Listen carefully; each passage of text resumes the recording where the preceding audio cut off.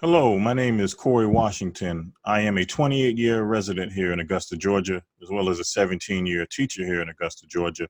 I'm also the spokesman for the National R&B Hall of Fame, as well as the president of the steering committee.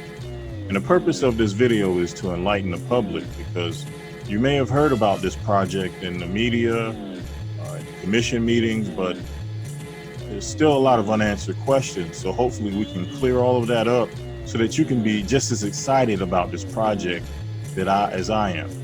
So first off, why did I get involved in this project? As I said, I'm from Augusta, Georgia. The National R&B Hall of Fame is based out of Detroit, Michigan, but it was started in the year 2010 by LaMont Robinson, who's from Cleveland, Ohio. And he had his first inaugural ceremony in Cleveland, Ohio in 2013. So he's had the induction ceremony 2013, 2014, 2015, all the way up to 2019. And the last 5 years, they had it in the Detroit area. My first time going to the R&B Hall of Fame ceremony was in 2016. It was actually held in Dearborn, Michigan, right outside of Detroit. I was there as a representative of the Jimi Hendrix estate because, as many of you know, I've written 2 books on Jimi Hendrix, Nobody Cages Me, and my latest book, Jimi Hendrix Black Legacy. So my work with Jimi Hendrix has enabled me to work with the Jimi Hendrix estate to pick up his award on their behalf and read a statement from Jimi Hendrix, the CEO of his estate. So that was in 2016. And in 2019, I also was able to represent the Jimi Hendrix estate in Detroit, Michigan, as his group was inducted, the Band of Gypsies. So that was 2 times I got to see firsthand the induction ceremony for the R&B Hall of Fame. I had a great time. The whole weekend was great. The white party, the different events, the conferences, and just mingling with R&B legends, Motown legends.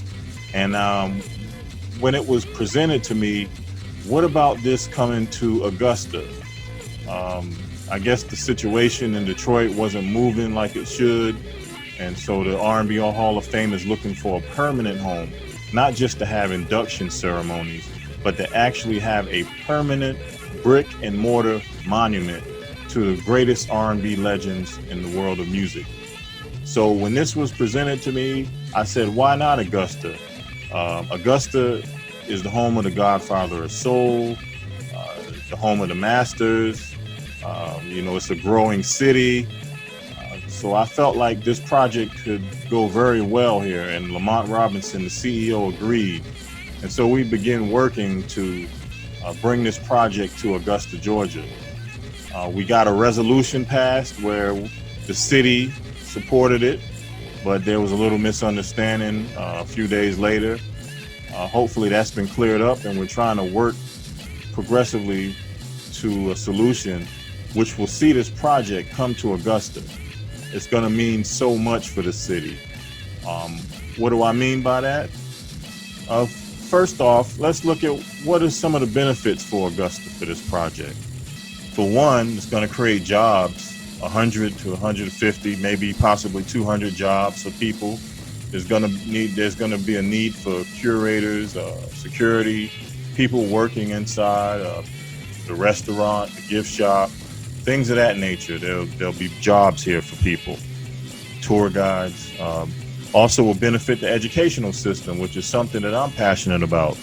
Kids will have something to do after school to foster their talents, after school projects, instruments, working in conjunction with organizations that are already here doing things like JAMP music for James Brown, music pupils, Jesse Norman, Tyrone Butler at Augusta Mini Theater. We're not here to compete with anybody. We want to enhance what's already here.